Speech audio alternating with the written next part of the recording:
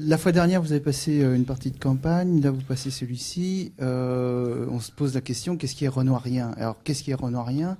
C'est le rapport à l'ordre, le désordre.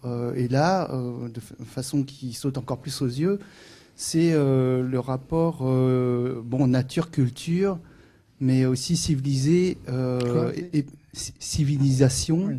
hein, civilisé et primitif. Oui. Si on dit comme ça, à mon avis, on entre trop dans les catégories. Euh, En fait, ce qui est fantastique chez Renoir, c'est cette extraordinaire aisance à, euh, euh, à aborder les contradictions en les unissant totalement. Et inversement, en rendant contradictoires les unités. Donc, cette façon de brosser, c'est vraiment la notion même de brossage qui est importante chez lui, c'est-à-dire d'emporter dans un même mouvement toutes choses qui sont en fait les choses mêmes de la vie. Ou je dirais, ce que j'admire énormément chez Renoir, c'est que c'est quelqu'un qui... euh, je dirais pas, qui montre ce que c'est que, non pas ce que c'est que la vie, mais qu'est-ce que c'est que vivre la vie, qu'est-ce que c'est que la vie de la vie. Et ça, c'est tout à fait étonnant. C'est-à-dire que ce n'est pas quelqu'un qui vous donne l'impression de réalisme, etc., bien qu'il joue la notion de réalisme. Mais ce qu'il joue, c'est la sorte de... Enfin, au fond, ce qu'il nous montre avec l'eau, comme toujours chez lui, depuis le premier film jusqu'à quasiment son dernier, l'eau est un élément majeur. Et ici, toute la fin du film, comme le début du film, se fait sur le fil de l'eau, qui est en même temps, évidemment, censé représenter la vie, on peut presque dire, dans le sens d'Héraclite, c'est-à-dire c'est toujours la même eau, c'est jamais la même eau. Donc une sorte de dialectique unie et non pas en division. C'est toujours en union sur C'est bon, moi. mon ami. Est-ce que je suis mort? Mais vous êtes vivant, bien vivant. Voilà celui à qui vous devez la vie. Ah, il a l'air de m'en vouloir. Oui, ben, il ne sait pas encore très bien où il en est. Hein. Leur père commence. Qu'est-ce qu'il dit? Il est peut-être fou. Mais où allez-vous? Je vais me noyer. Une des choses moi, qui m'intéresse énormément dans ce film, mais c'est un fantastique portrait de la France 1932.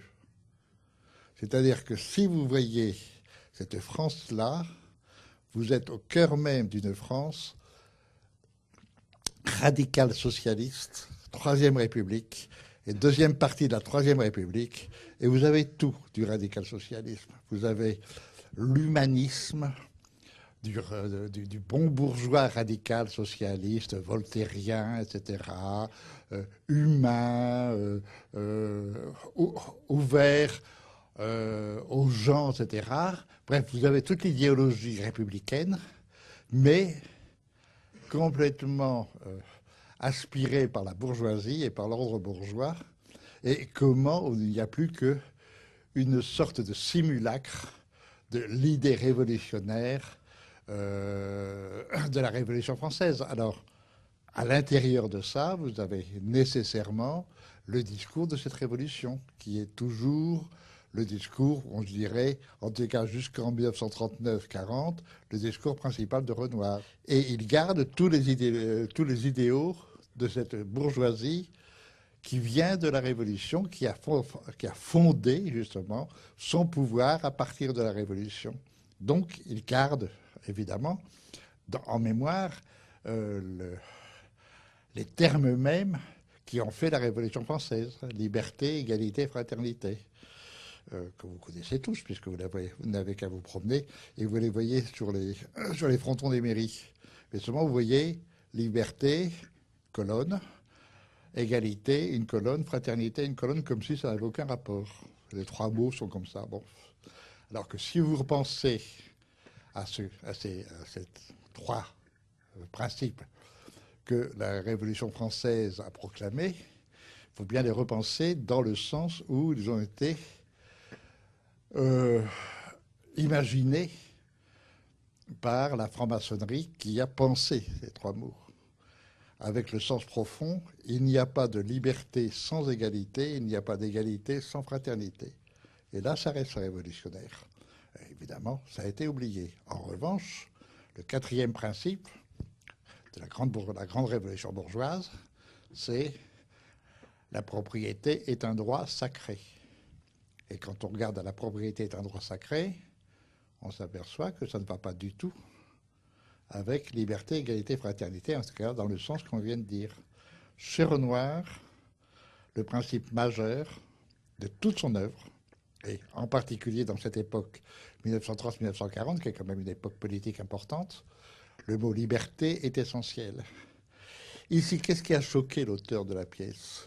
C'est qu'à la fin, Boudu s'intégrait à la bourgeoisie, comme quoi la bourgeoisie pouvait digérer un SDF.